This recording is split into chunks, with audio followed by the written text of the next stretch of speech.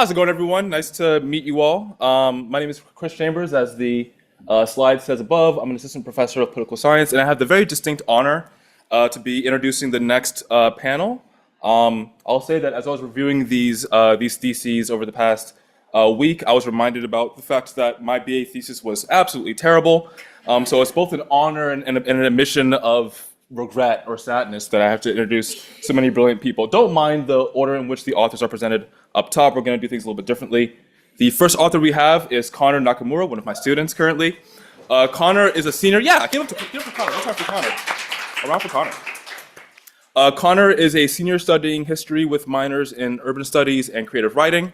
He is interested in 20th century social movements, political thought, ethnic studies, not that stuff instead, and urban history. His recent research focuses on how racialized groups understand their identities in the context of broader social movements and collective demands. Connor currently works as a consultant for the University City Historical Society on Japanese American history, and he previously served as the editor-in-chief of the Penn History Review and Community Projects, assistant at the Kislak Center, just so many different things. And he also has free time, despite all of these different roles. He enjoys trying new restaurants in Philadelphia, competing in intramural basketball, and playing board games. He'll be presenting his paper, or his thesis, entitled Cloaked Radicalism, Bayard Rustin and the Socialist Civil Rights Strategy, 1955 to 1965. So I'll let Connor take it away from here.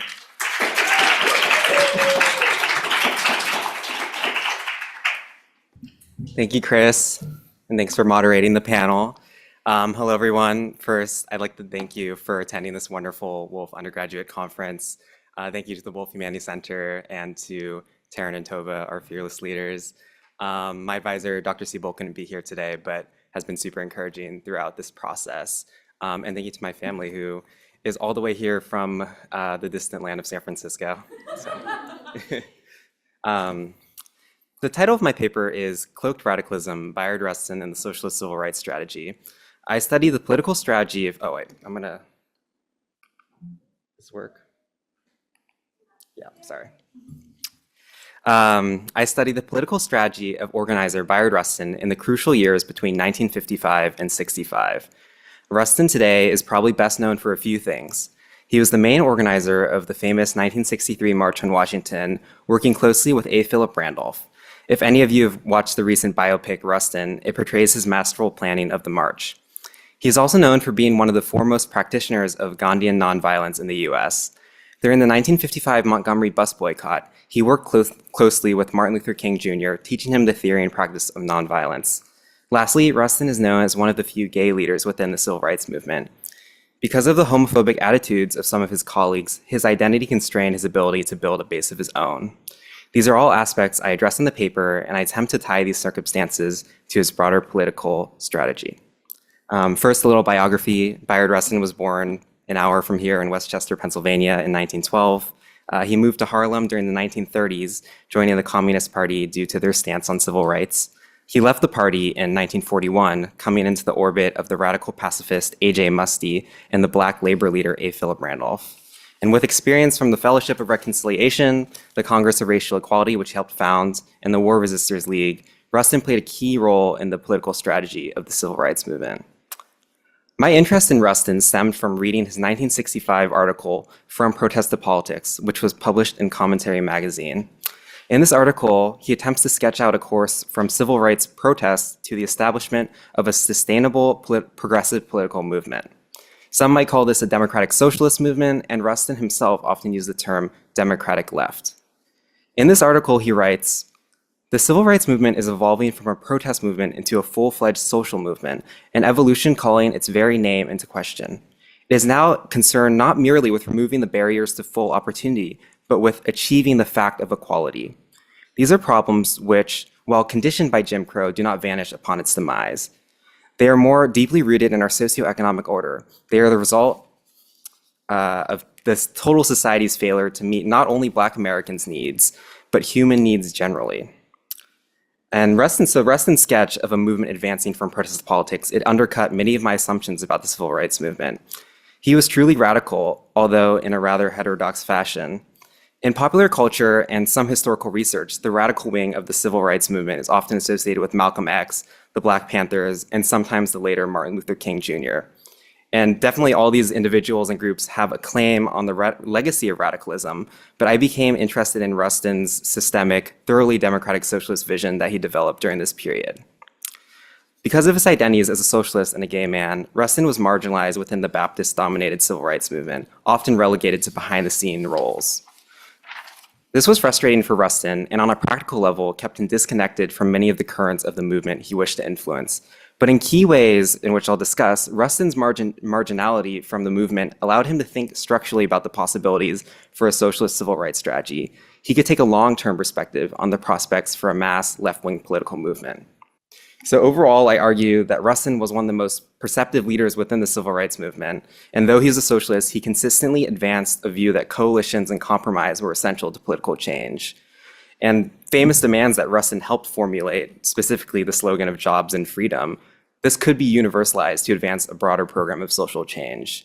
He sketched out a pathway for transforming demands for formal equality in the South into a sustainable political coalition that could expand the American imagination. So my first chapter is called Architect of Nonviolence, which spans 1955 to 60. So in 1955, Rosa Parks famously initiated one of the most revolutionary periods in American history. Following her action, local leaders formed the Montgomery Improvement Association on December 5th, 1955. The association decided to nominate a newcomer to the role of president, Martin Luther King Jr. of the Ebenezer Baptist Church. In his acceptance speech, King said, "We, the disinherited of the land, we who have been oppressed for so long, are tired of going through the long night of captivity, and now we are reaching out for the daybreak of freedom and justice and equality." So as a skilled strategist in pacifist circles, Rustin was in a unique position to serve the Montgomery bus boycott. Through his collaborations with A.J. Muste and A. Philip Randolph, Rustin developed a creative synthesis of socialism and Gandhiism, providing him with a theory of economic democracy, but also the tactics of nonviolence. So during his first day in Montgomery in 1956, Rustin mentored the much younger King in the practice of Gandhian nonviolence, propelling the Reverend to become the moral conscience of a rapidly growing movement.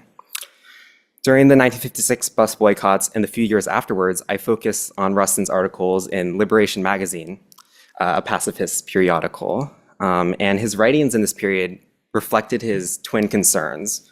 First, Rustin was concerned with growing and sustaining the civil rights movement, and secondly, he was interested in developing this activist movement into a political left.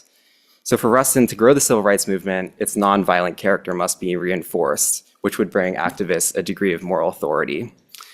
He ghostwrote an article titled Our Struggle under King's name, which kind of relayed the transformative power of nonviolent resistance to the public. And this article displayed Rustin's classic assertion that nonviolent direct action would limit alienation among potential allies and strengthen unity between Black and white activists. During these early years, Rustin focused his energies on framing King as a spiritual leader in nonviolence, which he hoped would bring national attention to the issue of civil rights. He did not only do this in writing, but worked tirelessly to elevate King's base through the 1957 prayer pilgrimage, which was sort of a prelude to the March on Washington. And along with Ella Baker and Stanley Levison, he organized the Southern Christian Leadership Conference, which would be King's organizational base for the rest of his life. Also in his writings, Rustin began to sketch out the future of the movement, how to translate direct action into a national political coalition. Since Reconstruction, the Democratic Party had been split between Northern liberals and Southern Dixiecrats who worked to block civil rights and labor legislation. In his analysis of the early civil rights movement, Rustin conceptualized a political alliance that could address twin goals of legal desegregation and full employment within a realigned Democratic Party. And he hoped that the spirit of Montgomery would inspire white workers and farmers to kind of create a new political force. Oops. Sorry.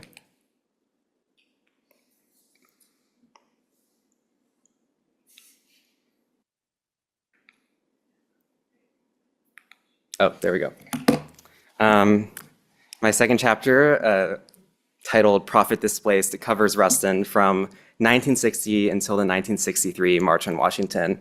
This is probably my favorite chapter, as it is a relatively understudied portion of Rustin's life. It began in tragedy for Rustin as he was fired by MLK in 1960 due to basically homophobic accusations from some of King's advisors. But this period also marked great optimism for Rustin. He was very inspired by grassroots youth movements that began with the sit-ins in 1960, most famously in Greensboro and Nashville. And he became involved in the mentorship of a new generation of activists within the Student Nonviolent Coordinating Committee, also known as SNCC, and the Congress of Racial Equality Corps. So with activists such as John Lewis, who became a congressperson, Diane Nash, and Rustin's protege, Stokely Carmichael, he grew optimistic about the potential of grassroots activism. These young people were putting his theory of what he called social dislocation into practice, and they drew real concessions from private businesses and local governments. And I argue during this period, Rustin generated many of his most creative and far-reaching ideas, beginning with the 1960 expulsion and culminating in the 1963 March on Washington.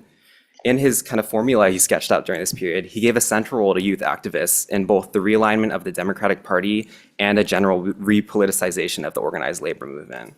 So to discuss the strategy, I draw on an unorthodox source base, specifically articles from Rustin's allies in the Socialist Party.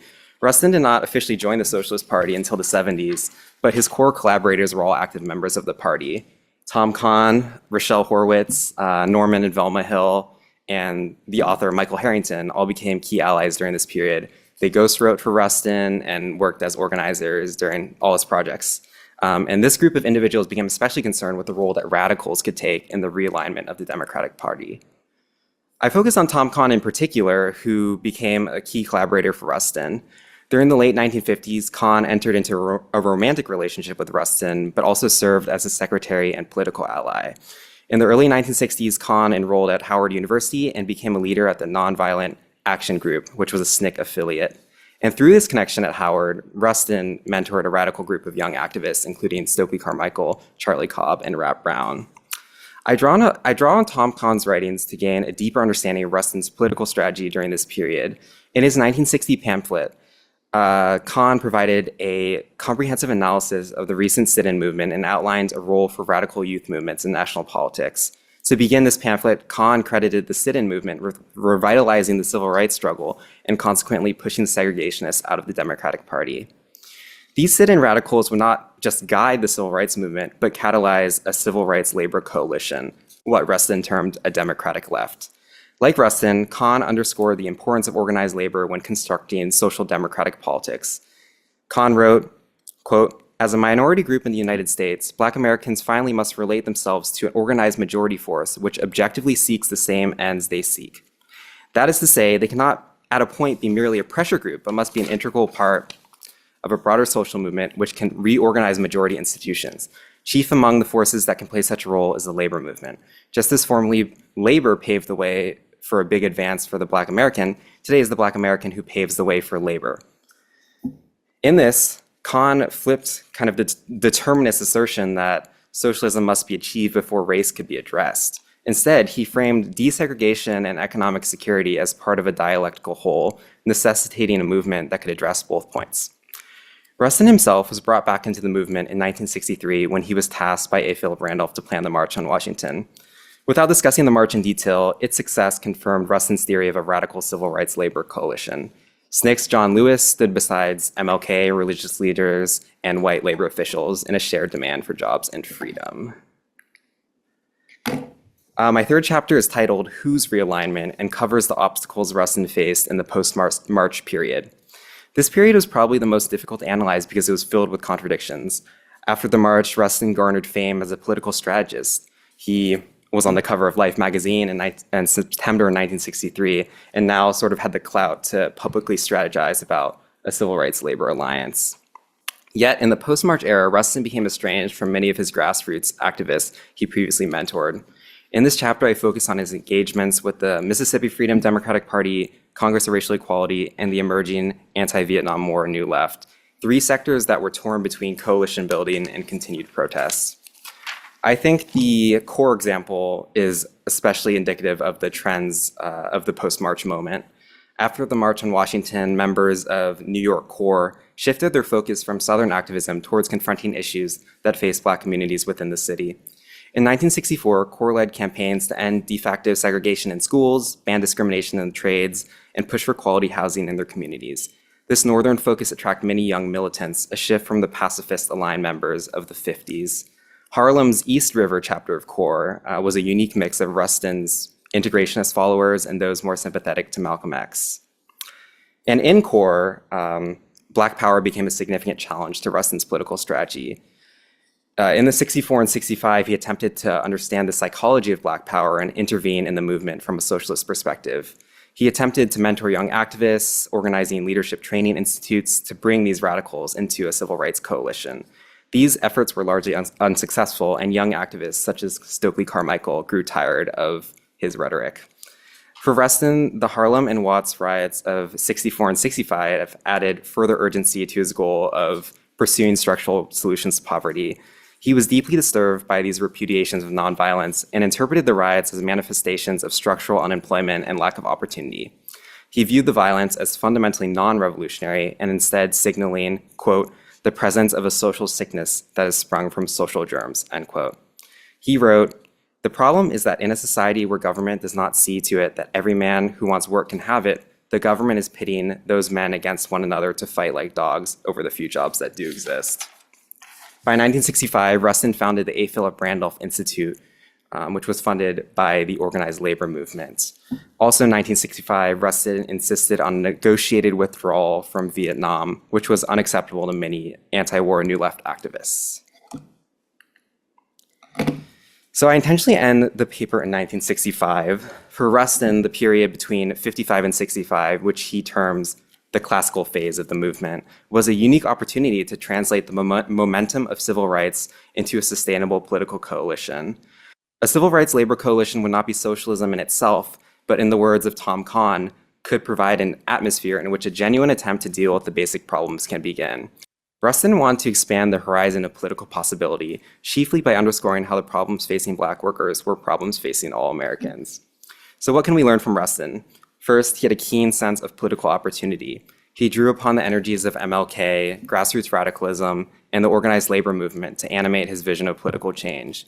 And he reminds us of the immense power of nonviolence in reducing alienation among potential allies. Rustin's narrative also asks us to reconsider the scope of integration. Beyond legal inclusion, Rustin was interested in transforming the conditions of integration, ensuring that Black workers could live a fulfilling life, and all workers. He sympathized with the underlying motives of Malcolm X and the Black Power movement, but thought their solutions could not address the looming threat of automation that faced all workers. In this, Rustin aimed to universalize the goals of the civil rights movement. He supported the movement in fulfilling its immediate objectives, but aimed to foster a coalition that could pursue more structural goals. I want to end with something Rustin wrote on why he marched in 1963. He wrote, quote, "We marched to redress old grievances and to help resolve an American crisis. That crisis is born of the twin evils of racism and economic deprivation. They rob all people, Black and white, of dignity, self-respect, and freedom." Thank you for listening.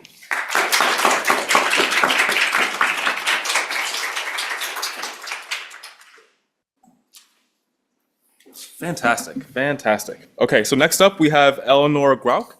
Eleanor is a senior in the College of Arts and Sciences, pursuing a degree in history with a concentration in political history.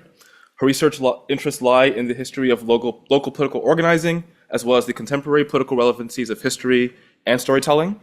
As a Wolf Humanities Fellow and honors thesis student, Eleanor is researching Black women-led mutual aid organizations during the 1830s in northern free cities, and their role as instruments of community care for those excluded by the existing systems of relief.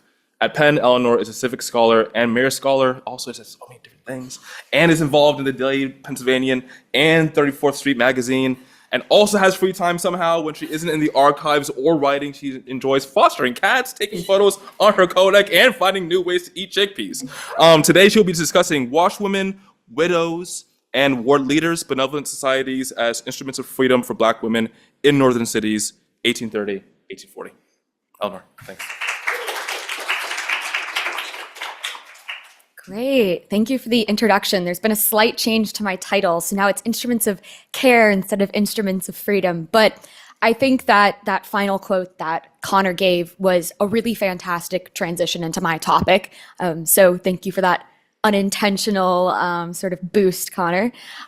So just to reintroduce myself, my name is Eleanor, and today I will be discussing my honors thesis in history and project as a Wolf Fellow, which is looking at benevolent societies in Philadelphia, New York, and Boston during the 1830s and 1840s, run by primarily single and widowed Black women. Now, I'd like to start by going back to February 28th, 1838. On this day, a group gathered in New York City's Zion Church to celebrate the Female Assistant Society's success during the prior year. The society was one of dozens of relief organizations founded and led by Black women in urban free communities during the decades preceding the Civil War. These women belonging to the Female Assistant Society had observed or themselves experienced the financial strain which came with illness, death, or disability in a family. In turn, they understood the life-saving force which mutual relief organizations could be in such times of crisis. The gathering of the society gives us a rare glimpse into the activities of relief groups, organizations which provided financial relief alongside community to members in times of need at the cost of a regular fee. These organizations, despite their substantial contributions to the social and financial wellness of their communities, are often neglected in our memory of early America. Nonetheless, the records of these organizations do remain, no matter how scant or buried. It is through the records of these organizations that an understanding of community amongst the nation's most marginalized may be developed, and these women may be reintroduced into the historical narrative. Now, in complete transparency, the motivation for this project, since its start in the spring of 2022 when I was a sophomore, has been the modern moment the entire time. I won't pretend that this is the most difficult time it's ever been for communities to care for one another, but I believe it's fair to say that the past decade in particular has demonstrated the necessity of and potential for change that lies in networks of community care. So while I provide here several of the driving questions that I explored during this project, I do want to emphasize that final question that I have bolded. How do communities care for each other when their government fails to do so? This is ultimately what I hope for you to ponder during and after this presentation. So, here I argue that Black women living in antebellum Philadelphia, New York, and Boston organized and participated in exclusive, meaning closed membership, benevolent societies in order to cultivate networks of care and security amidst a precarious existence. Simultaneously, these organizations often struggled with the conflicting pressures of their community's needs, their own values, and the expectations placed upon them both by free Black communities and white society at large. Now, my project delves into a spike in the founding and operation of benevolent organizations among Black women during the late 1820s through the end of the 1840s, through the end of the 1830s, early 1840s. The timelines are iffy. And how this tradition would act as the groundwork for much of the organizational activity and mutual aid in the following century, what you might think of later as the club movement and sorority movement. Now, through an analysis of these organizations' founding documents, alongside surviving newspaper records, pamphlets, and reports from the time, I aim to introduce a new source material and underutilized methodologies to the historiography of free Black women's antebellum beneficial activities. In turn, I hope to highlight the crucial organizing which occurred among marginalized circles in response to their exclusion from the existing systems of care. Now, kind of got to get the details out of the way. So, methodology. First and foremost, the real heart of this project are the constitutions, bylaws, and select minute books created and held by these organizations, while many other traditional source materials like letters and diaries do not survive. This is about as close as we get as these women in their own voice.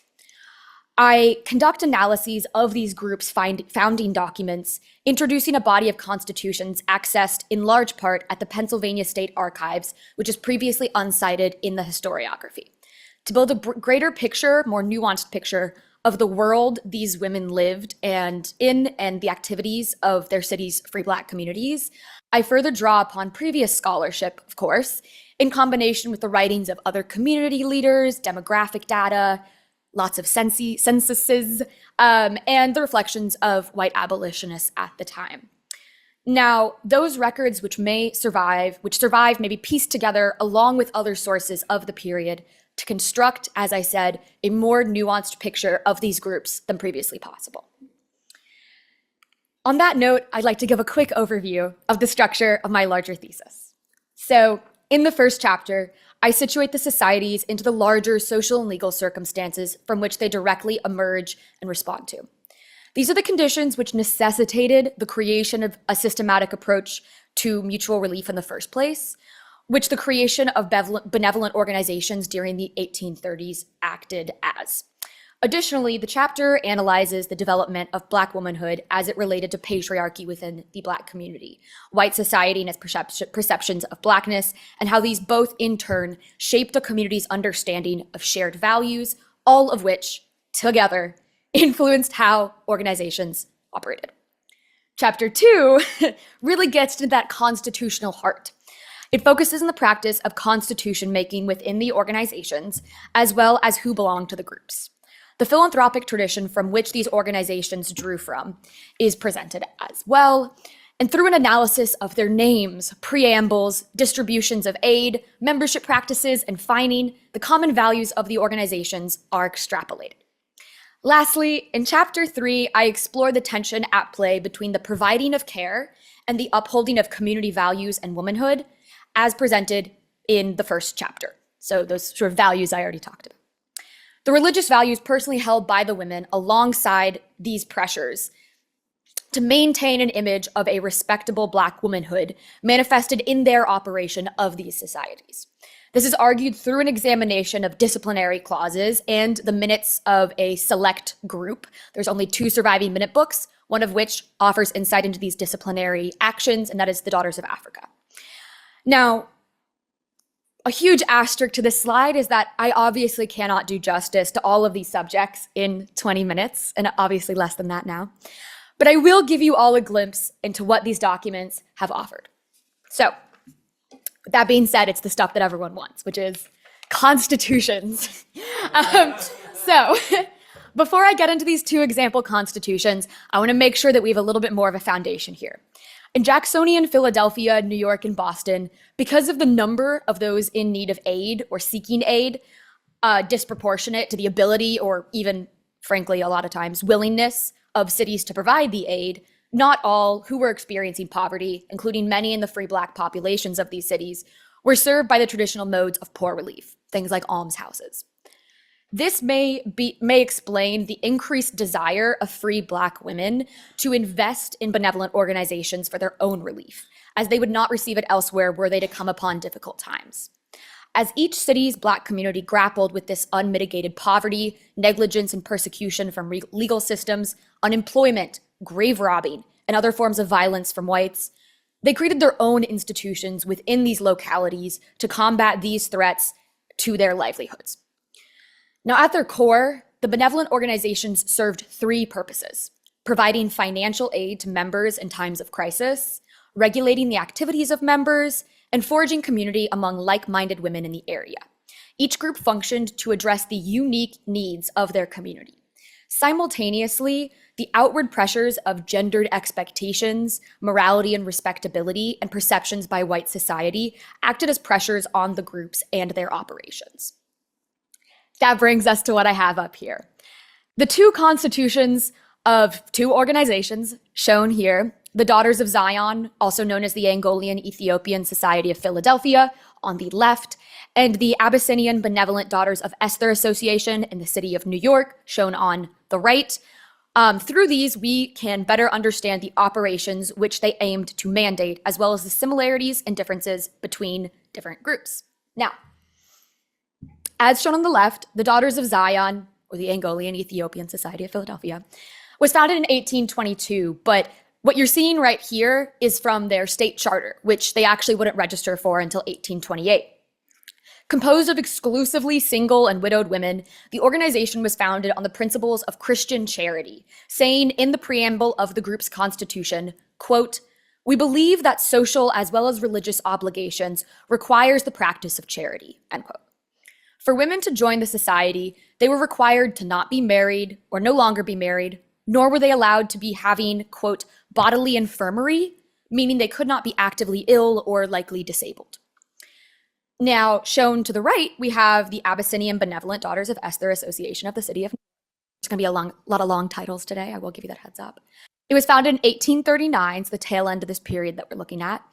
And mutual relief in the tradition of benevolent societies lay at the heart of this organization, saying in the preamble that, quote, that members, quote, felt the great necessity of establishing a society for the relief of each other.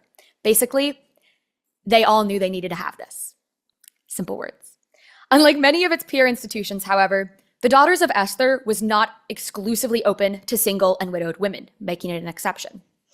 Instead, the primary restriction on membership was on the grounds of age, requiring all potential members to be between the ages of 16 and 50.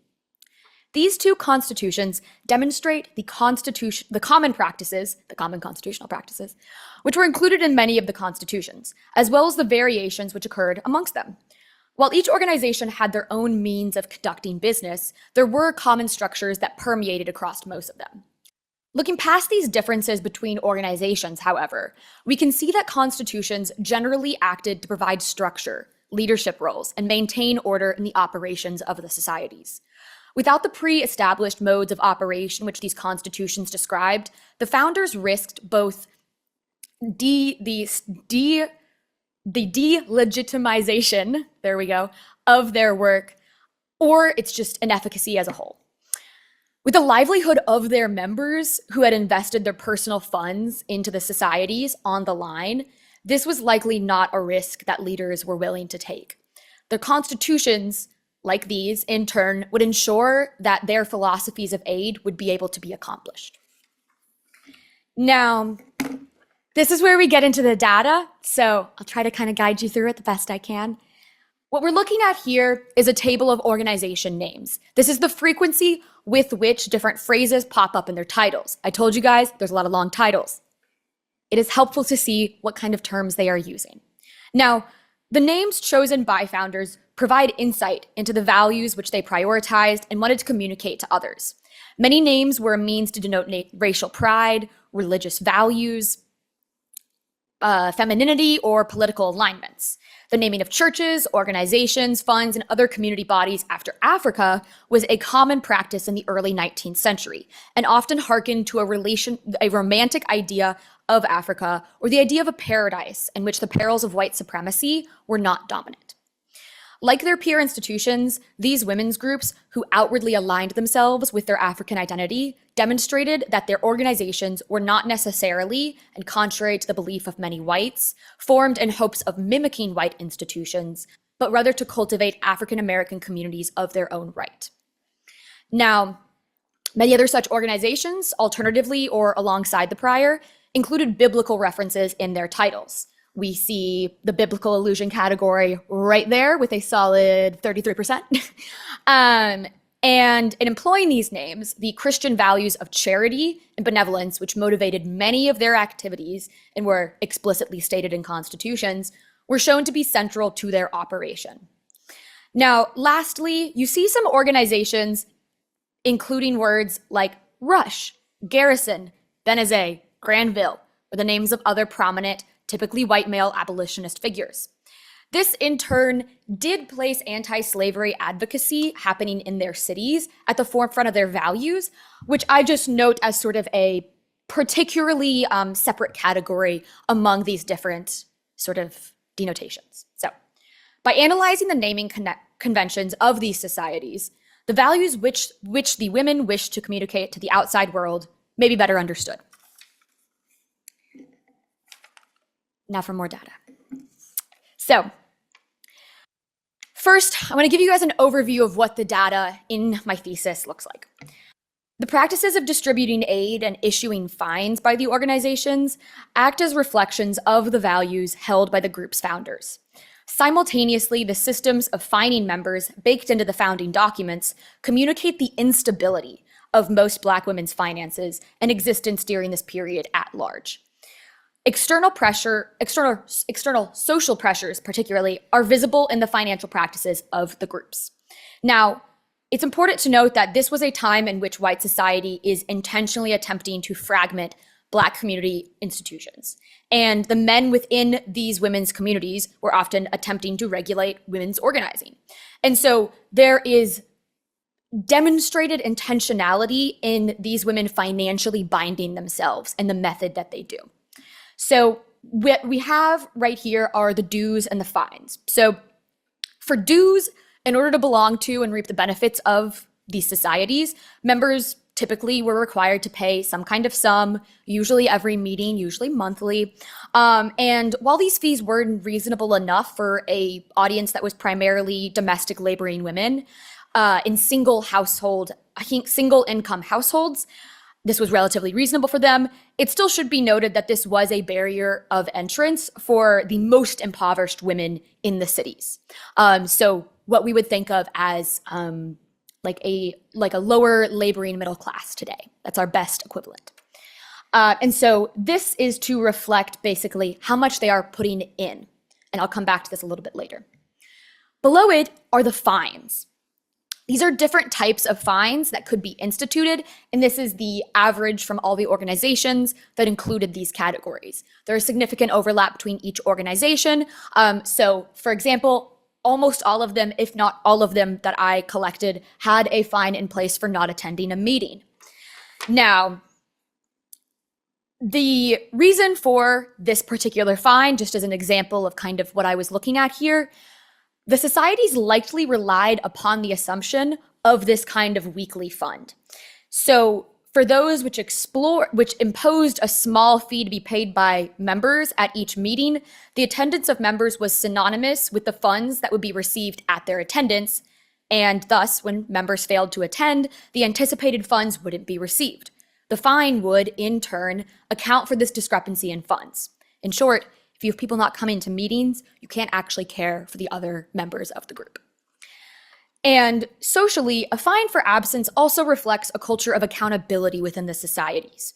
Were the groups to value quantity over quality of membership, a fine of equal amount to the weekly fee would not be necessary. This is, however, not the case in such organizations. In imposing a fine on members who did not have a valid reason for their absence for meetings, the societies ingrained in their constitutions a discouragement of inactivity.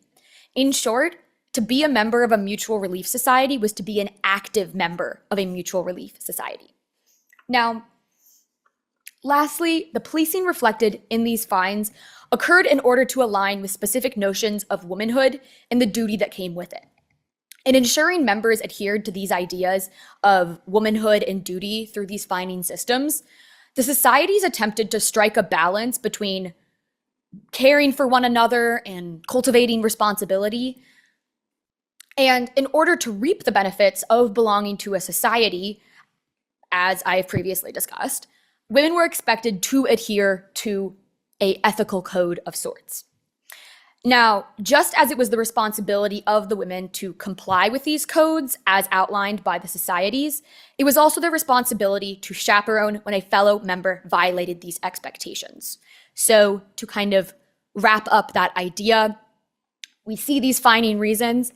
If you know that someone was behaving poorly in a meeting, you go and tell group leaders. Culture of accountability. So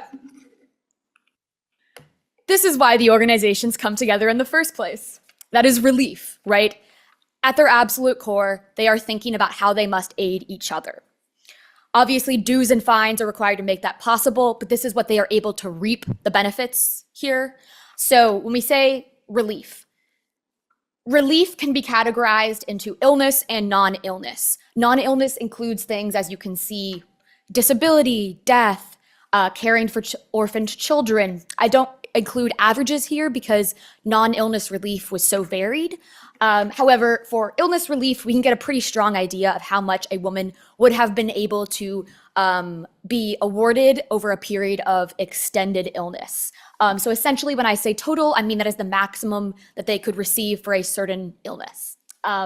So just to kind of explain that further, if you were a member of over a year of an organization and you had some kind of illness for a period of 6 weeks, you might be able, over the course of those 6 weeks, be able to reap a total of $6.33. That doesn't sound like much for us right now, but I swear it was a lot. But I also want to note that this isn't just handed out freely.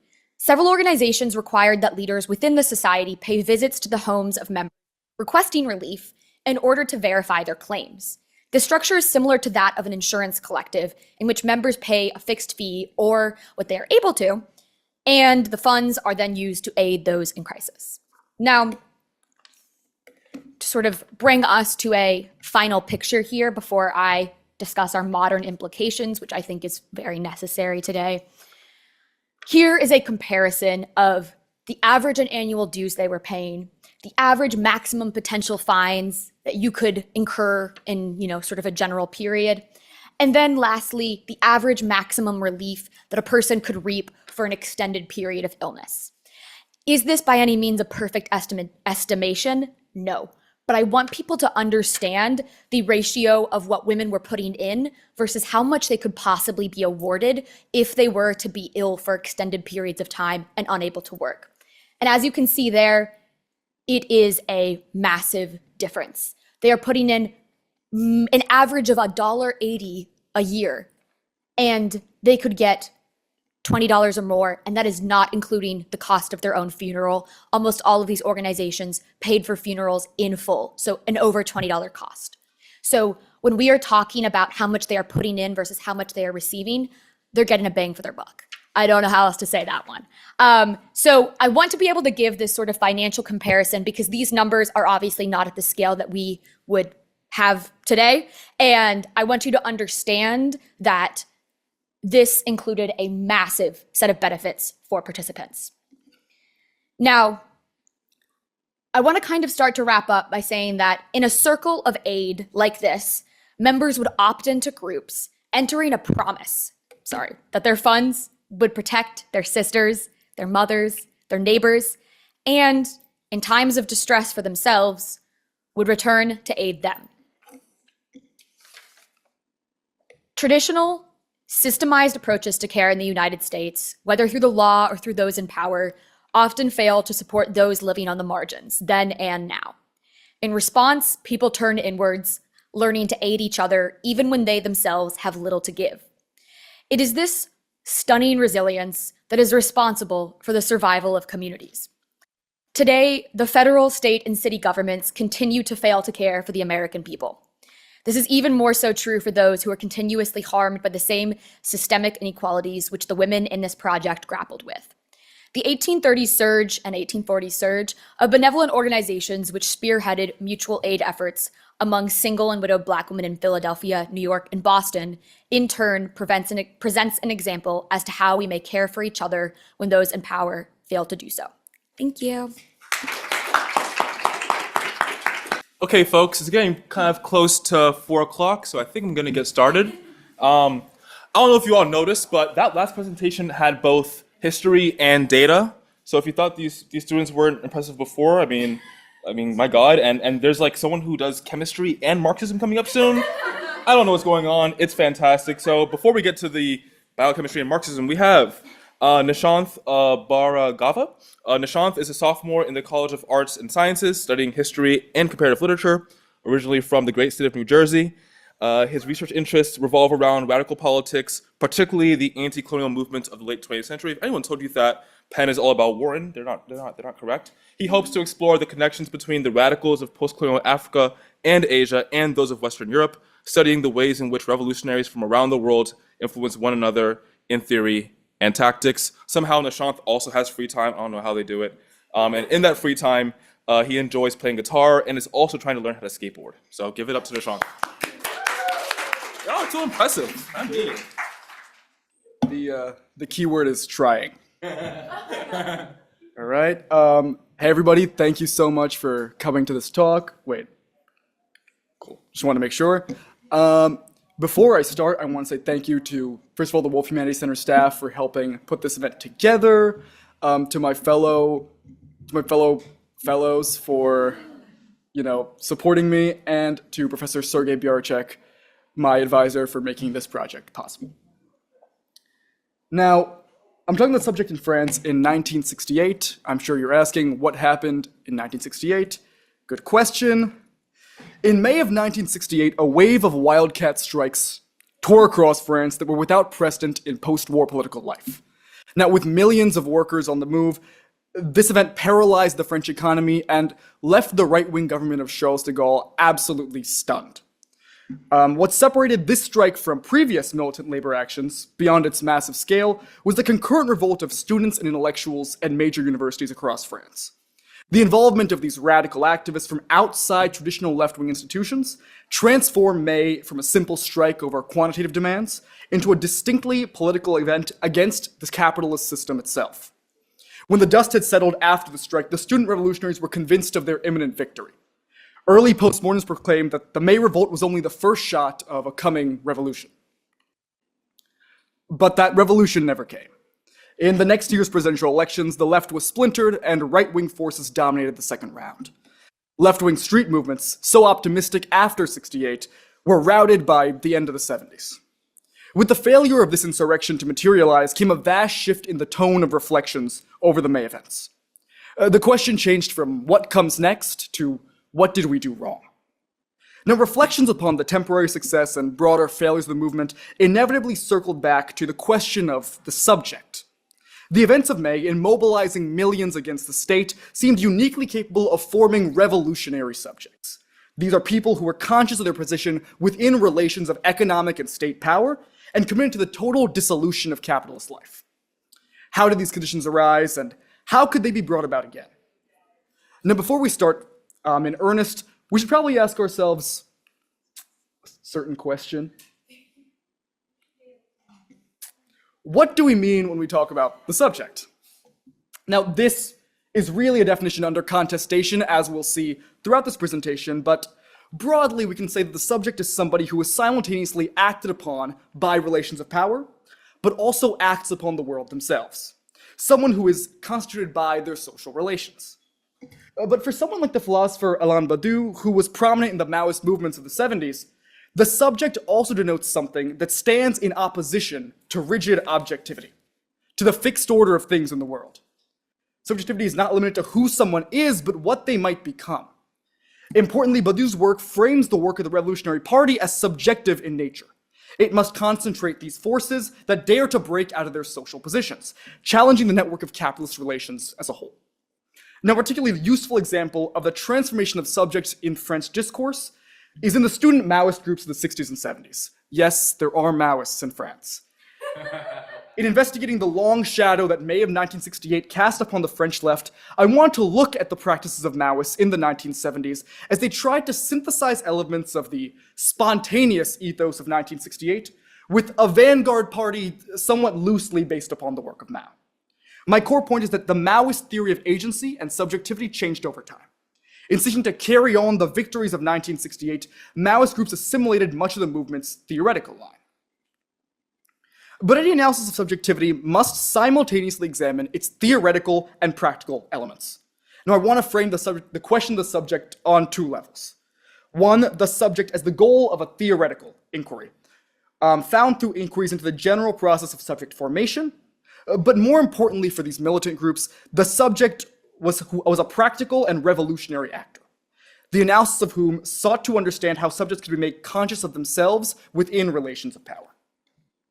First, a few key issues for the student left are worth discussing as points of context. Firstly, the issue of imperialism was hanging over the heads of nearly every student in France at the time. Opposition to foreign wars such as those in Algeria and Vietnam served as key rallying points for the French left outside of the mainline French Communist Party. But the oppression of colonized peoples was inescapable even in the metropole itself. Immigrant laborers were largely second-class citizens in French society, filling in low-level labor positions and inhabiting shabbily constructed shantytowns, one of the largest of which was just a few minutes away from the then University of Paris Nanterre's campus. That graffiti on the sign over there translates to "Here we drown Algerians."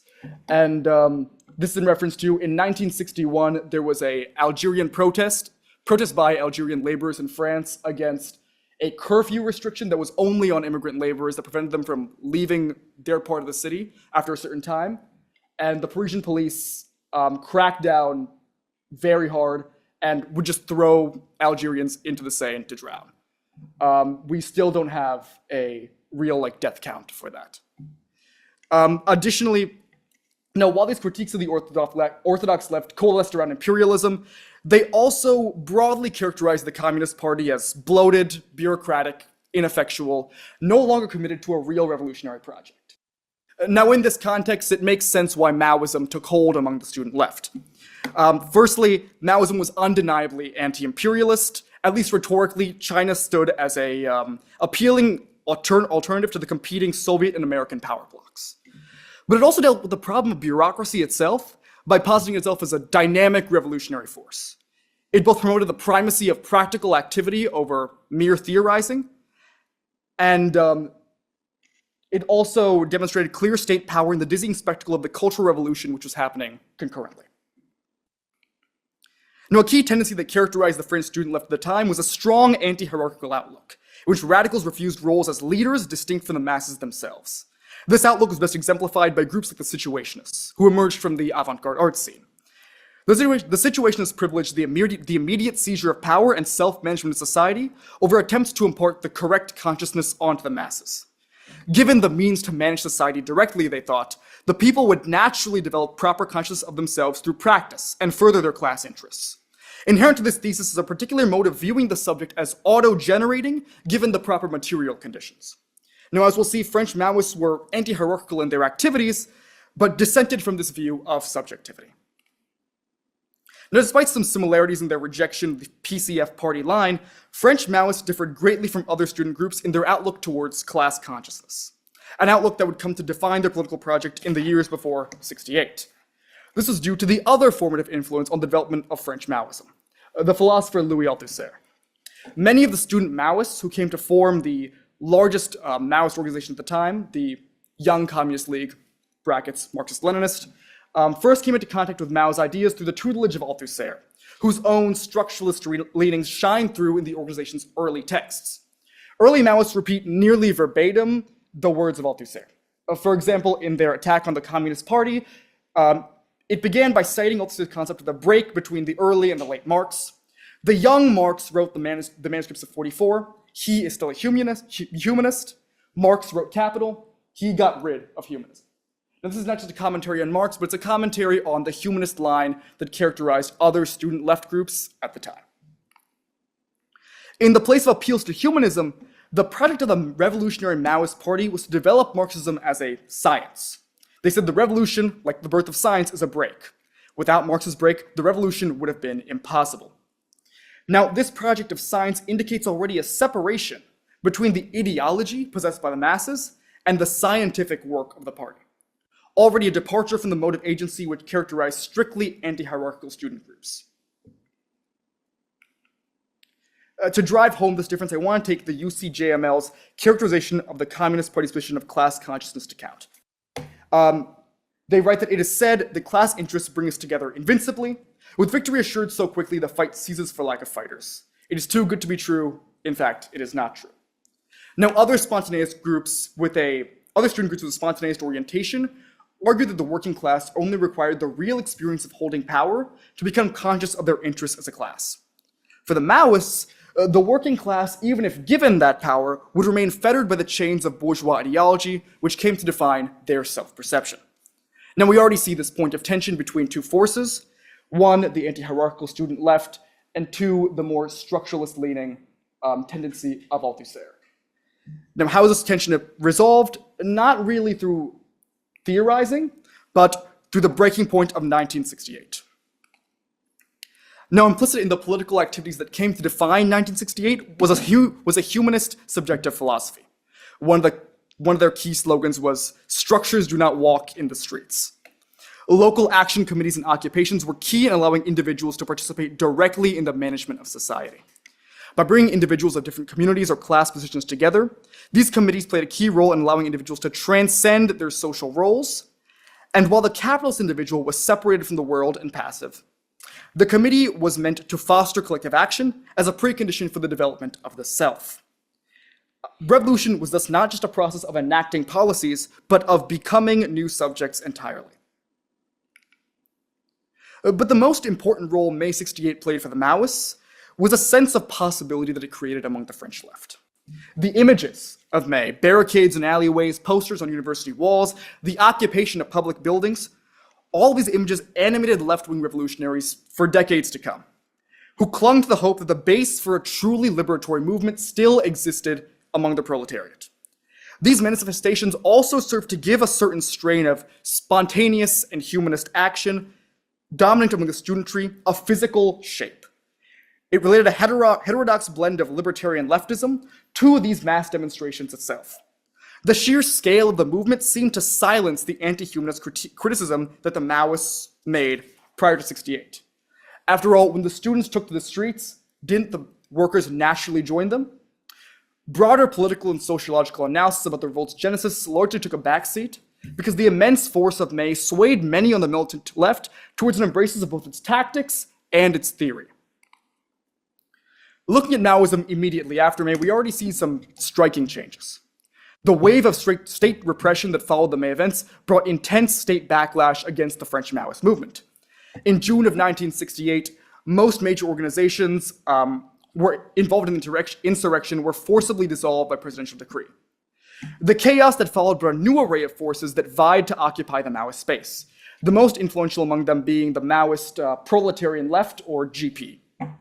Now, the core problematic Maoists now had to grapple with was how to respond to both the successes and the failures of May. They did so by adopting a blend of Maoist and spontaneous theory, a decision taken as a result of both tactical and theoretical considerations. The Maoists' furthering commitment to advancing a more spontaneous program led to shifts in both their theoretical positions and their practical activity. One particular shift from the two groups lies in the GP's abandonment of unionism. Now, the CJT, France's largest trade union, was the target of intense pressure from pre-68 Maoists, which sought to radicalize workers from the inside.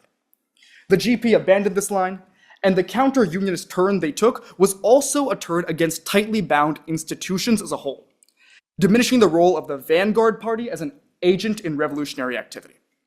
What this entailed was the closure of the distance between theory and practice set up by the previous model of ideology and science.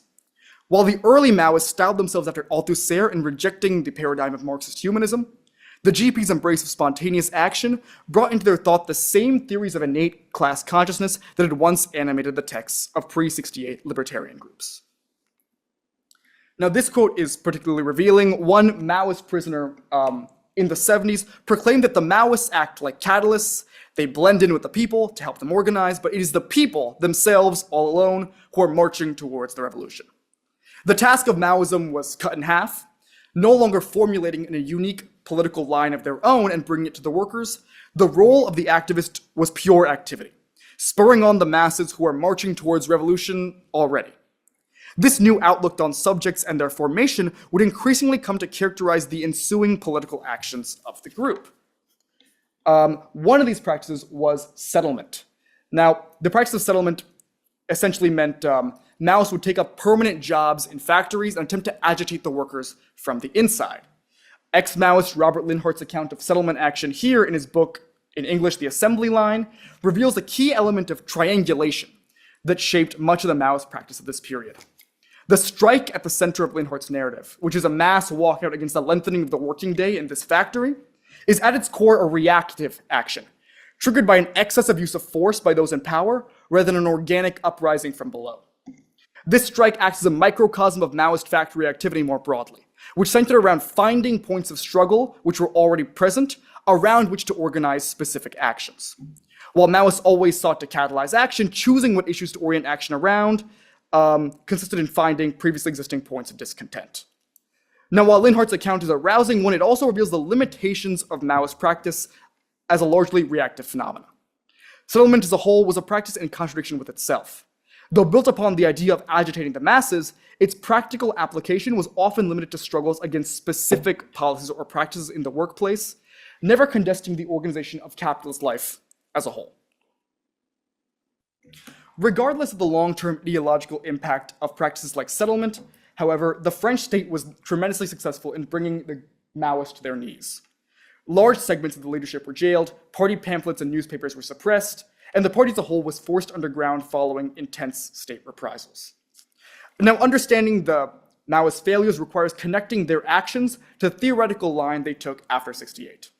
The events of May had galvanized in the minds of left-wing radicals a theory of revolutionary activity built around bringing out something interior to the subject through the demonstration of their subjecthood. This humanist line led the GP to center specific interventions in their activity. But with no formal structures in place to unite these atomized actions among the left, individual projects were left to succeed or languish without furthering the progress of a general movement. The GP's theory of evolution from the specific to the general seemed to be in accordance with Maoist theory. Rallying around principal points of struggle, each action was a dress rehearsal for a future general insurrection. But while the 68ers pointed out specific instances of subjection as part of the contestation of capitalist life as a whole, Maoists were never able to escape the sphere of the local. By leaning into struggle only where power was most visible, the movement failed to go beyond discrete instances of resistance. We have one more slide. Almost got it. One more time. Okay.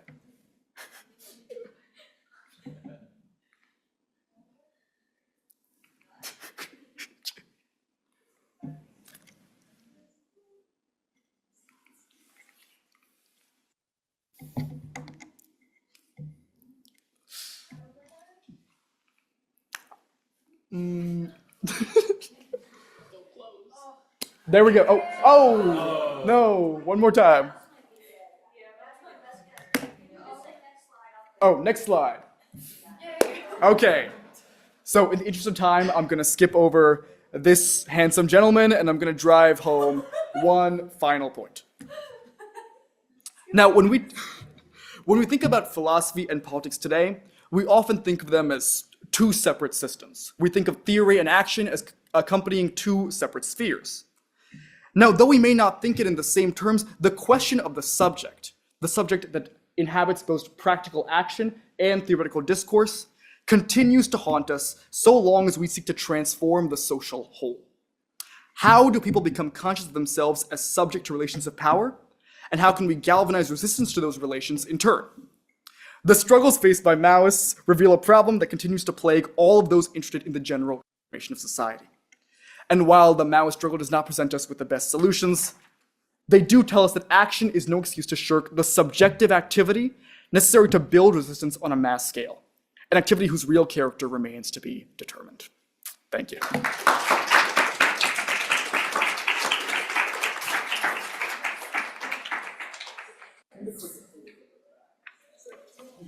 Alrighty, thank you so much, Nishanth. Anti-capitalism is alive and well, that pen. Anti-capitalism is alive and well. Okay, to close things out, as I understand it, this is the fearless leader of this group. We have Tova Tachau, who is a senior in the College of Arts and Sciences, studying somehow biochemistry, comparative literature, and Russian and East European studies, and sub-matriculating in comparative literature. Her research interests encompass organic synthesis, Marxist theory, and the Russian avant-garde. She enjoys exploring the intersections between her scientific and literary studies, in particular, in the realm of medical humanities and representations of illness in 19th and 20th century French and Russian literature. Somehow, even with all of that, she too has free time, because outside of academics, Tova enjoys training in circus arts, hiking with her dog, Charlie, and reading outdoors on a beautiful day like today. So Tova, please close things out for us. Thanks.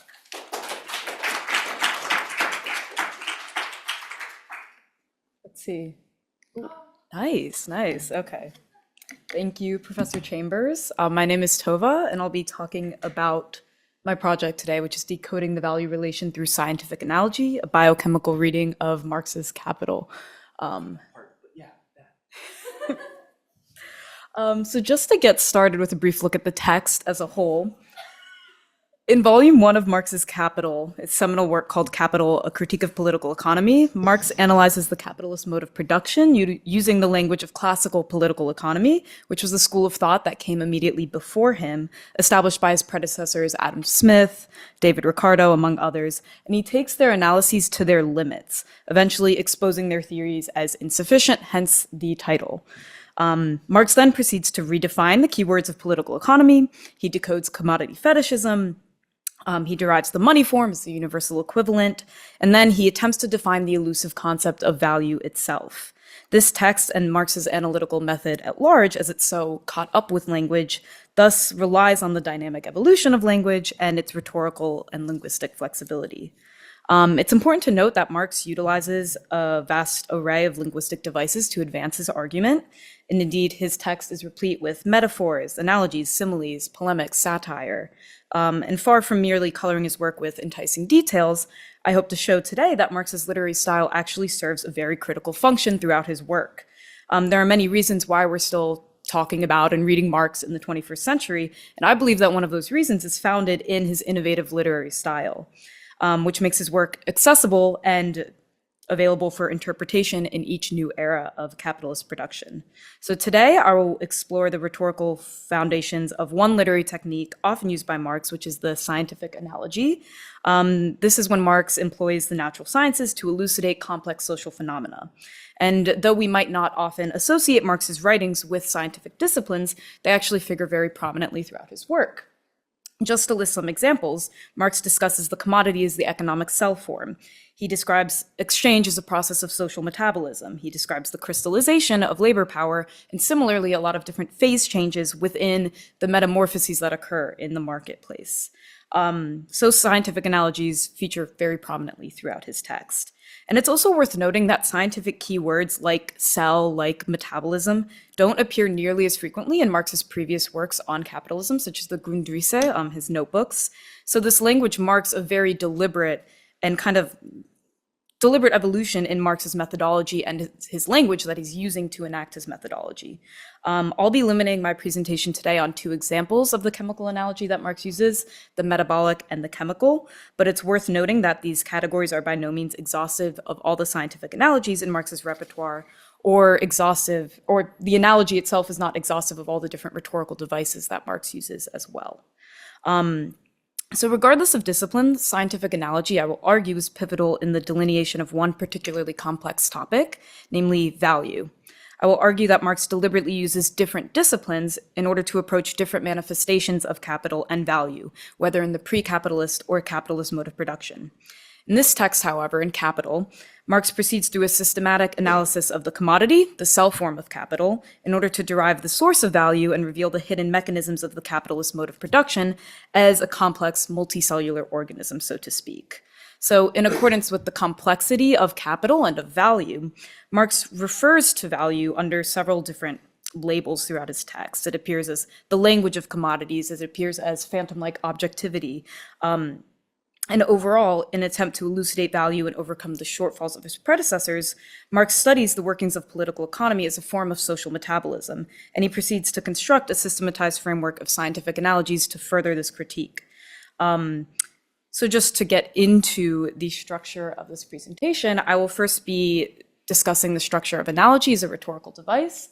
I will then move to discuss the metabolic analogy, and then finally the chemical analogy. So to get started with the structure of analogy overall, at its most fundamental level, analogy describes a relation of similarity, and we tend to use these in our everyday speech without even realizing it.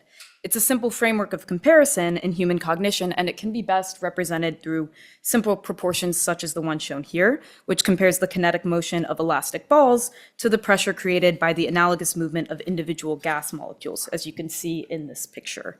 In fact, often in general chemistry courses, gas molecules will be represented just so, as balls which create pressure through their collision with the walls of a container.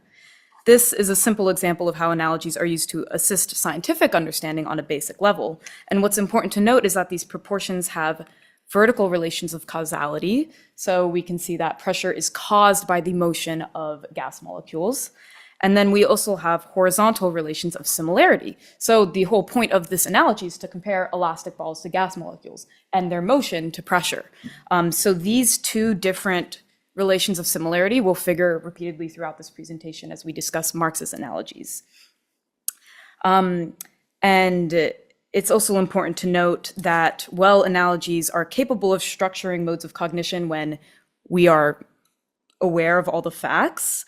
They're also very useful in comprising novel theories and scientific hypotheses in the realm of certain unknowns. So as compared to inductive methods, when you might be relying on drawing a broader conclusion from a proven body of information, analogies can be constructed in situations lacking concrete information concerning the given terms and their relations. Many scientific hypotheses, therefore, can be initially formulated in terms of an analogy. For instance, I could hypothesize that if gas molecules create pressure by bouncing off the walls of their container, if I were to increase the speed of these molecules, perhaps I would create more pressure. And that's just a way to pose a hypothesis in this situation where I might not possess all the knowledge. And this use of analogy in posing scientific hypotheses is precisely how Marx uses scientific analogy in his critique. He extrapolates from scientific principles and observations to kind of comprise conclusions about political economy and society at large. Therefore, it's very informative in this case to see where Marx uses scientific analogy, and more importantly, where these analogies are effective and where they fall short. In my discussion of Marx's metabolic and chemical analogies, we will see that these analogies share the goal of passing from given observables to a fuller picture of political economy. And to this end, Marx's text reveals the advantage of using analogies in approaching topics of incredible complexity when contemporary knowledge is, and perhaps always will be, non-exhaustive. So we'll start with the metabolic analogy. And as some of you may know, metabolism is kind of broadly defined as the chemical processes that occur within a living organism to preserve life, including the consumption of food, and the conversion of energy, and then the production of chemical waste or of physical energy. And these analogies reveal, metabolic analogies reveal, therefore, the process of capitalistic production and consumption, which perpetuate the capitalist mode of production. So indeed, Marx refers to capitalist society as an organism capable of change and constantly engaged in change. And he calls the capitalist mode of production a form of social metabolism. So the role of metabolism, just as it's crucial to the survival of any individual organism, is thus crucial to the survival and perpetuation of capitalism as well. So our first analogy that we'll take a look at today appears in this quote, where just as metabolism regulates the complex processes that govern biological life, labor mediates the relations of man and nature and thus largely determines social life. So Marx writes, labor is first of all a process between man and nature, a process by which man, through his own actions, mediates, regulates, and controls the metabolism between himself and nature. Through this movement, he acts upon external nature and changes it, and in this way he simultaneously changes his own nature. So labor determines the relations between man and nature, while the organic biological composition of organisms necessitates a comparable metabolism, or in other words, a mediation between biomolecules. The analogy can be structured as followed, as we see here, this proportional arrangement. Labor and biological metabolism appear as the dominant causal phenomena, which determine the requisite terms and guide their comparison. So we can see how the mediations between man and nature are determined by labor. And these relations are analogous to the mediations between biomolecules, which are conditioned by biological metabolism. We can see that there are vertical causal relations in that both dominance determines certain mediations, and horizontal similarity relations in that both mediations place a subject, a man, or a biomolecule in interaction with their respective environment. And it's also worth noting that these mediations, the mediations induced by labor, are referred to by Marx as universal in scope, and the mediations between biomolecules are also universal determinants of life. This framework is further relevant in Marx's study of exchange in the third chapter of Capital, which investigates the metamorphoses of commodities as they change hands in the marketplace. In this chapter, Marx describes how a given commodity, he likes to use linen, is brought to the marketplace and sold for money. At this point in time, the linen, commodity one, is exchanged for money. Now the seller of the linen decides to buy a book, for instance, or commodity 2. The overall equation represented by this mode of exchange is thus commodity 1 is exchanged for money is exchanged for commodity 2. This tends to be rendered by Marx as just CMC. And in this process, a unique commodity is alienated out of its physical form and exchanged for gold or for money, which is then alienated again in exchange for another commodity, the book, which is an object supposedly of more utility for the purchaser. This process reveals the metabolism of products of labor, and since this process is social, meaning that it occurs between individuals, it marks a process of social metabolism. This metamorphosis can be compared to Louis Pasteur's research on yeast fermentation, which was actually published before the release of Capital. So Pasteur was a scientist who discovered that living yeast cells can convert sugar into alcohol in the absence of oxygen, which is known as anaerobic respiration today. So we can see how this biological exchange follows a systematic and similar series of metamorphoses where we have sugar or glucose, a biomolecule that is utilized to produce energy. In this case, it is in the form of a molecule called NADH, which is then utilized to make a variety of biomolecules, but it is, in this case, used to make ethanol or alcohol. So we can see how anaerobic respiration epitomizes a common formula in biological metabolism, which I render here as biomolecule is exchanged for energy is exchanged for another biomolecule. And it's important to note here that the form of energy used, NADH, is just like money, a kind of universal equivalent in that it can be converted into a lot of different biomolecules of use to the cell. So we can draw the following kind of analogical proportion comparing biological metabolism to capitalistic exchange.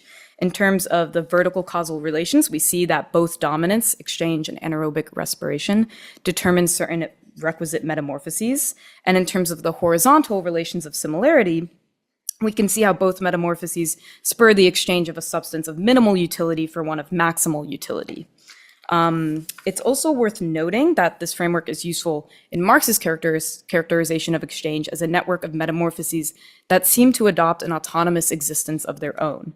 Indeed, Marx's notion of commodity fetishism distorts the social relation among men into, quote, the fantastic form of a relation between things. So commodities appear as autonomous figures kind of endowed with a life of their own, just as individual molecules enter into biochemical reactions on their own. What links these two processes, therefore, is this spontaneous nature. And this analogy allows Marx to portray the world of exchange, this CMC continuous cycle, as autonomous and constantly in flux, like its analogical counterpart, BEB.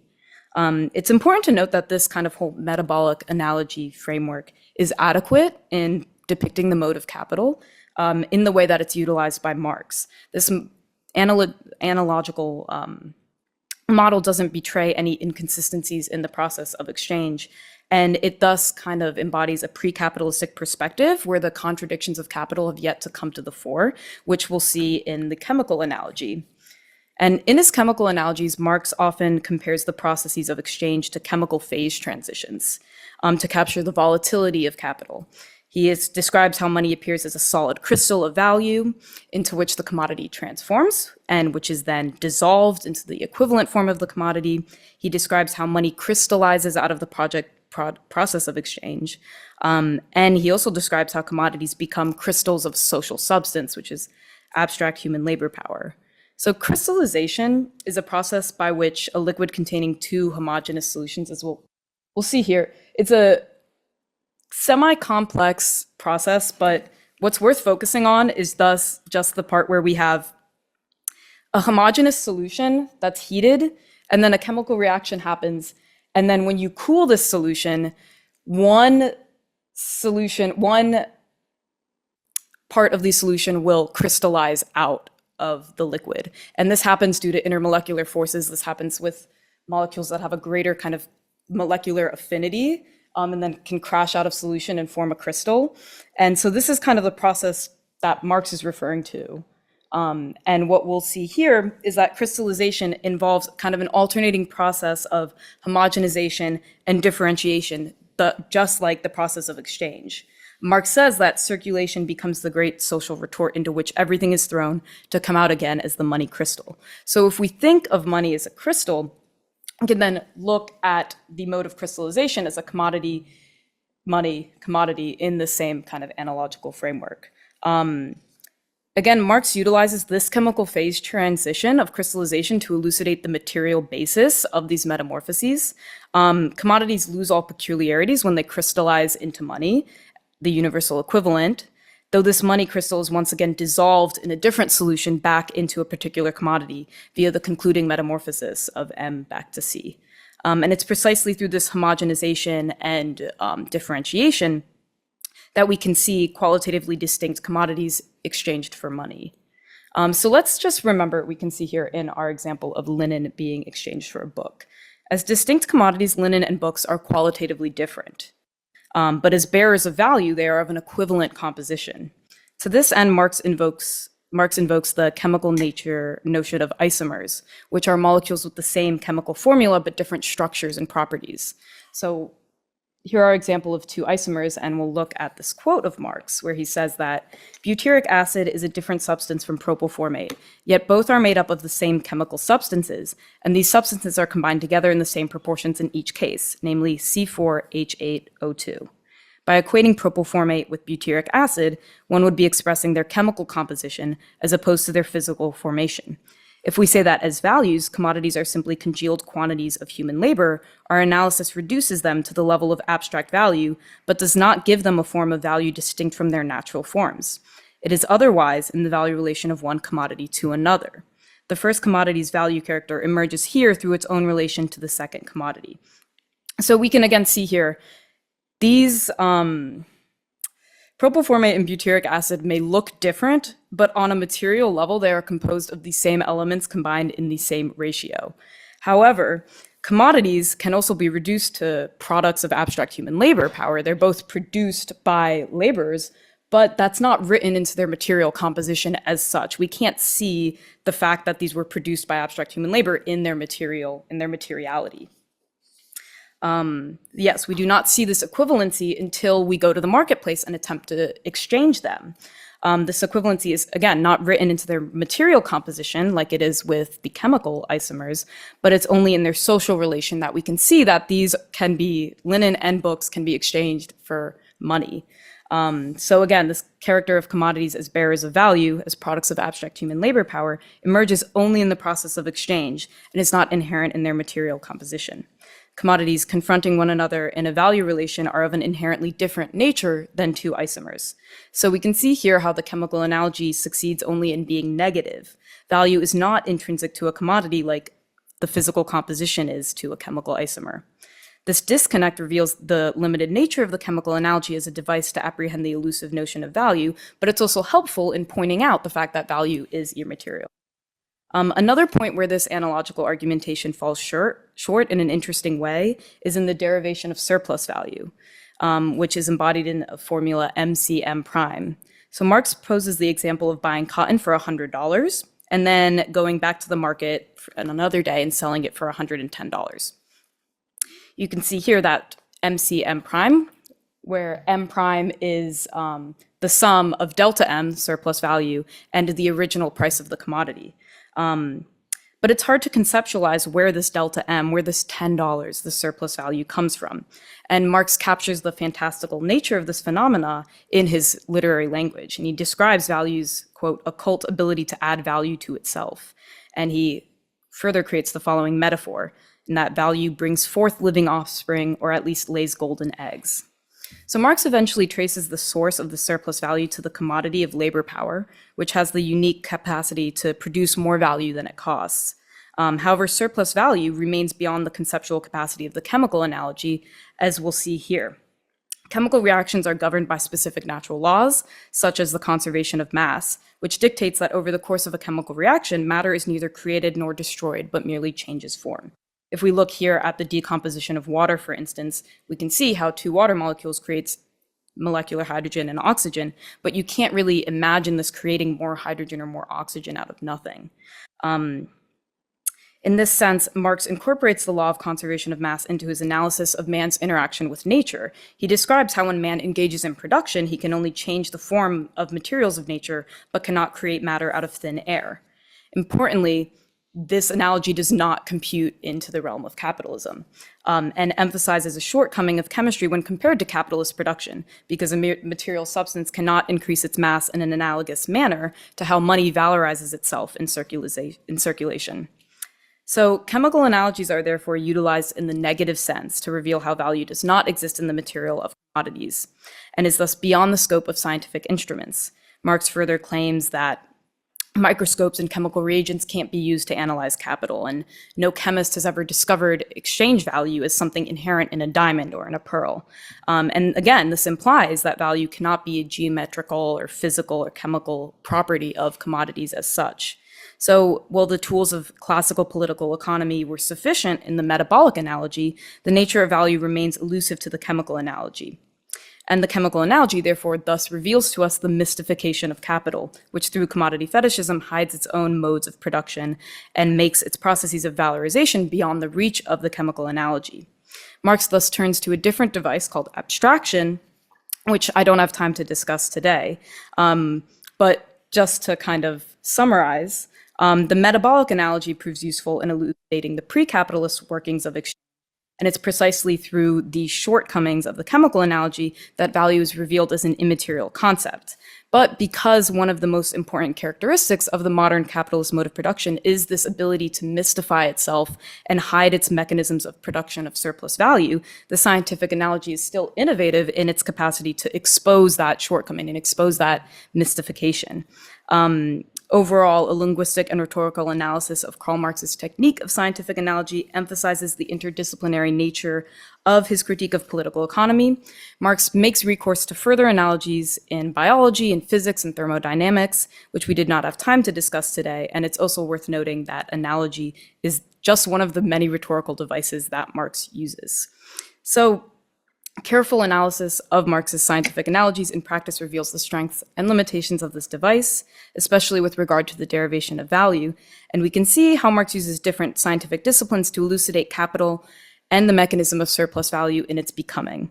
So Marx's rhetorical toolbox is diversified to approach the inherent complexities of political economy, and reading Marx's recourse to rhetorical devices not only reveals the intuitive nature of his theory, but also aids in understanding Marx's seminal critique as a work of economic, political, philosophical, literary, perhaps scientific significance. And I guess the main point I'm trying to make is that literary devices are, again, not extraneous to Marx's critique, but in fact crucial to his methodology. Yes, and then with that, I would just like to thank my advisor, Dr. Kim, my Marxism professors, the Wolf Humanities Center, and Timmy Straw.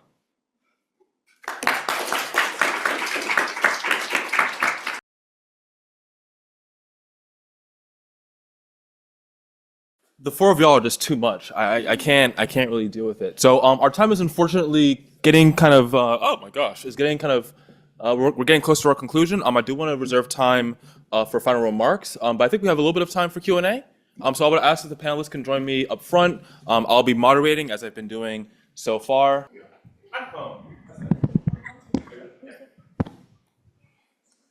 Son? Thank you.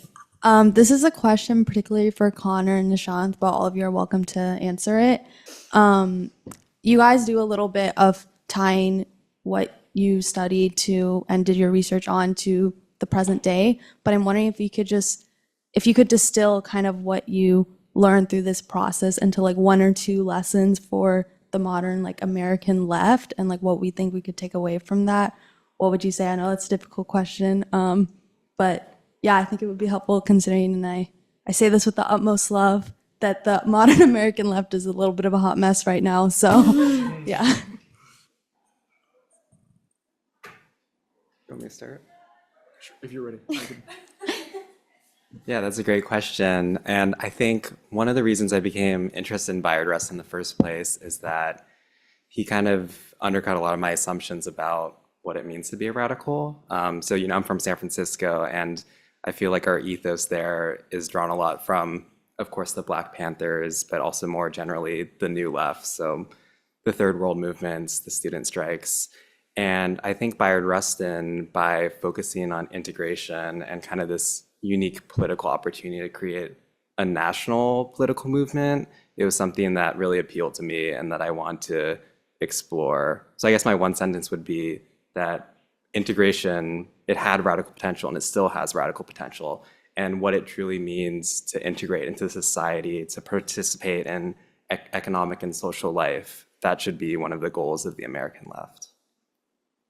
And that's a beautiful segue into my answer. I think that for all the radical groups that I studied, whether they were like Maoists or Trotskyists or anyone among the student left in France at the time, they saw parliamentary democracy or like representation as simply not being enough to really devolve power to the people, right? And they all had different ways of going about it. But I think what I really took away from studying the Maoists in particular, especially in their early phase, was they realized that one, that representation wasn't enough, and two, that you have to think about more than just policy. You have to think about the way that people are transformed by your political action, right? The kind of subjective work of the political party to not just change the way, resources are distributed, but the way in which people conceive of themselves as relating to the rest of society. I think that's the way you make like real lasting political change.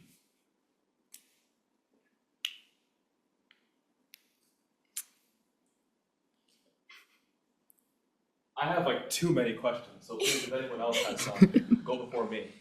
Otherwise, I'm going to start just spouting on.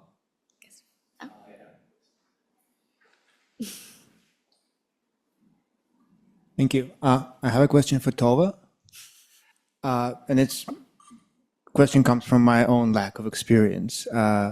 So probably the answer is something very obvious, but you mentioned early in your talk that this was the first work by Marx that used scientific analogy.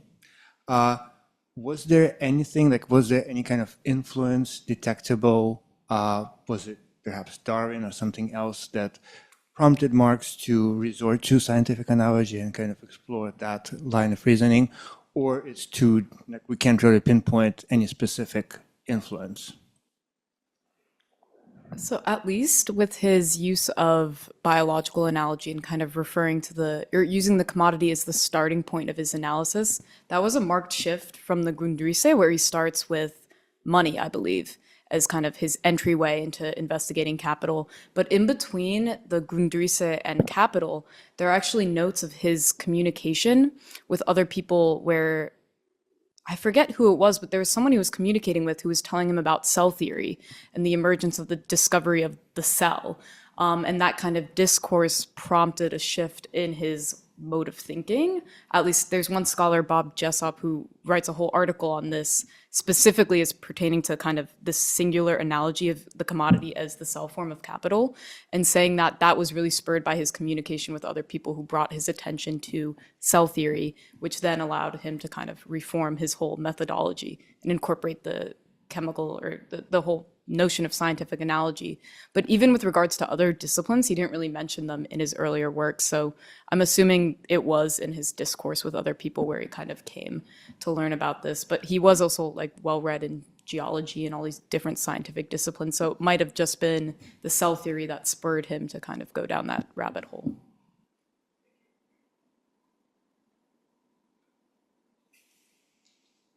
I'm going to sneak in, please. Time is short anyway, so. Again, I have too many questions, so I'll try to kind of just focus on one. In some ways, it's inspired by part of your presentation, Eleanor. I was really struck by, I know you mentioned that you were going to focus on point 4 of your 4 motivating questions, but I was struck by some of the language in point 3 about some of the external pressures that these Black women faced, some of their own beliefs about respectability politics. So I'm thinking about that. I'm thinking about external pressures. I'm thinking about the pressure to conform, the pressure to maybe be not as radical as perhaps some of your personal beliefs might make you feel. But this is really a question for everyone. You know, I made a joke, which wasn't a joke, about anti-capitalism being alive and well clearly here at Penn. But I say this with a real sense that it's a scary time, and I wonder what it's meant for the 4 of you, maybe beginning with Eleanor, but I want to hear from everyone. What's it meant for the 4 of you to study Marx, to study the left, to create these spaces at a place where let's just say maybe this isn't the dominant vibe, I'm a millennial, so I say vibe, dominant ethic. Has it been, I mean, it seems like it's more than just wearing black, more than wearing Doc Martens and having a certain aesthetic. It seems like there's a real community, really spaces of learning that can come from studying this stuff. But again, I can understand how certain external pressures might dissuade some of you from really getting into this stuff. So maybe beginning with Eleanor, but for all of you, how have you met this challenge? And maybe in some ways, how have you managed to stay sane doing all this work at a place and at a time where studying these topics feels pretty fraught? Yeah, I think what's particularly been that I've taken away from looking at these organizations is that this is all occurring in such like complete separation from what we would think of as any traditional political structure. And yet their work is so inherently political. I mean, they are actively, it is political to just take care of each other as we are seeing right now, but also political in that they are discussing anti-slavery thought, what it means to be free and Black in America at this time. They are the ones who are shaping this new identity. And so I think, again, when I try to think about what I want to take away from this project and what has been so centering about working on it is both that there have obviously been much worse times for this country, even though this in our recent history is definitely not a high point. And I think that I do find a sense of peace in seeing how people have relied upon each other and provided for each other when their circumstances were much, much, much more challenging. And it is not their job to do so, but they did. And also to remind folks that throughout history, traditional political structures have not been how many communities have taken care of each other. This group would by no means be represented by or turn to the political parties which were emerging in the early republic. Those parties did not care about those people. Those parties today don't care about those people. They don't care about us. So to understand that the people who will ultimately help you are your neighbors, are your sisters, brothers, parents, whoever. Those are the folks who will help you.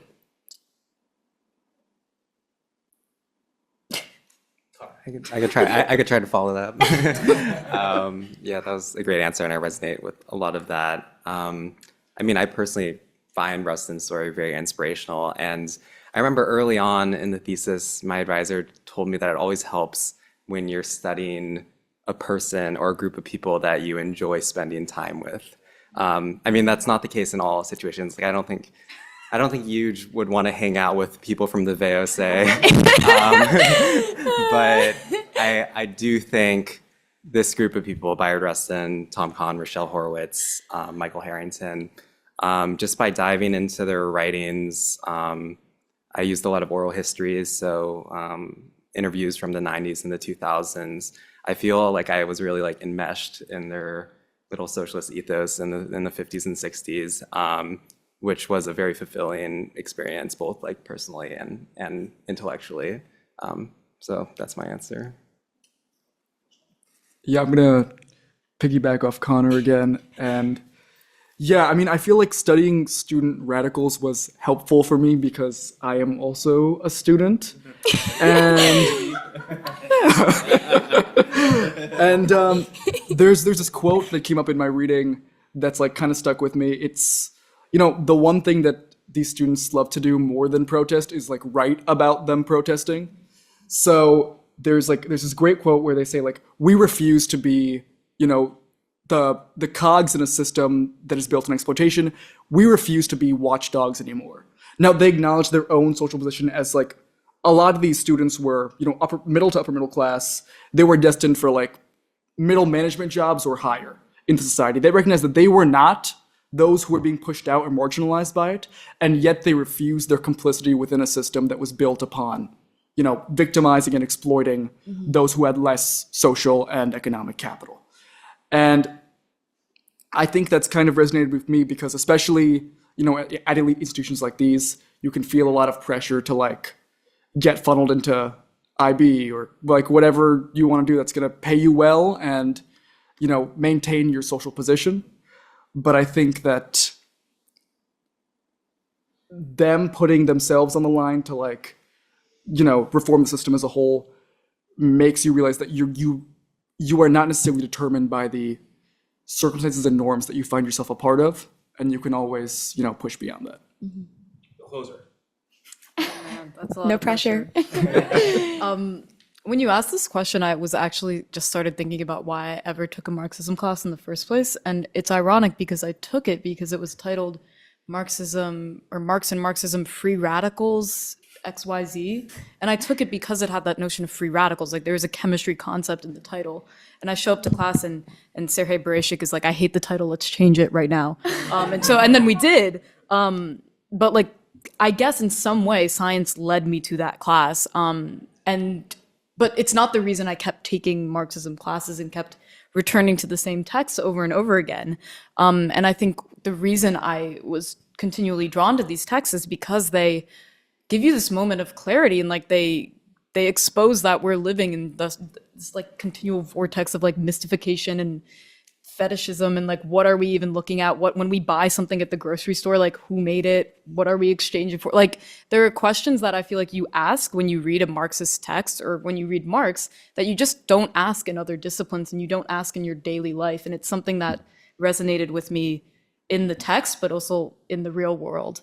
And I mean beyond that, I'm hoping to work in medicine, and just thinking about that, it's like the last thing I want to become is a cog in a capitalistic machine of money making off of people's suffering, which medicine can be, sadly, in our day and age. Because I think there's such an inherent juxtaposition in capitalizing off of medicine, which is an art in many ways that is founded off of such a humanistic connection and is nowadays conflated with science in a way that it shouldn't really be. And so I guess I just hope to kind of take this into my philosophy of care, and try and get more people to read Marx.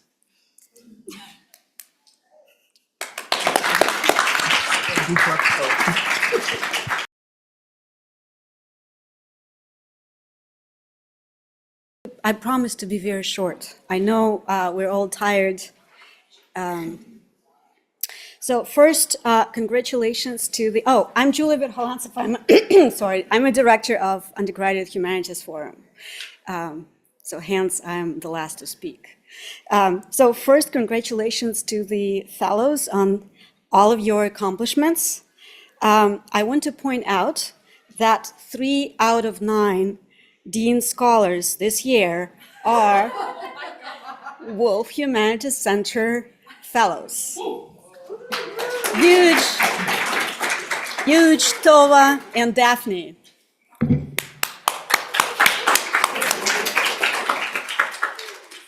It has been rewarding to watch you develop your projects fearlessly and with imagination, discover your voice as scholars, chart the pathways of academic discourse, and share your research with such conviction, humor, emotion, and confidence today. You remind us why we university employees are here. At the beginning of our seminar, our ST Lee distinguished speaker, Anna Singh, talked to us, she came to our seminar, and talked to us about the art of noticing. So today, I think you demonstrated that you mastered this art perfectly. And in your presentation today, you share important lessons with us. First session, notice and look beyond the surface. Second session, talk to people, notice and collect their stories, reflect and appreciate different perspectives. Third session, notice objects and images that surround us and think critically about them. Fourth session, notice those less famous, neglected, marginalized. Dive into the deeper currents of metaphors and analogies. And you managed to even claim Karl Marx for humanistic thought.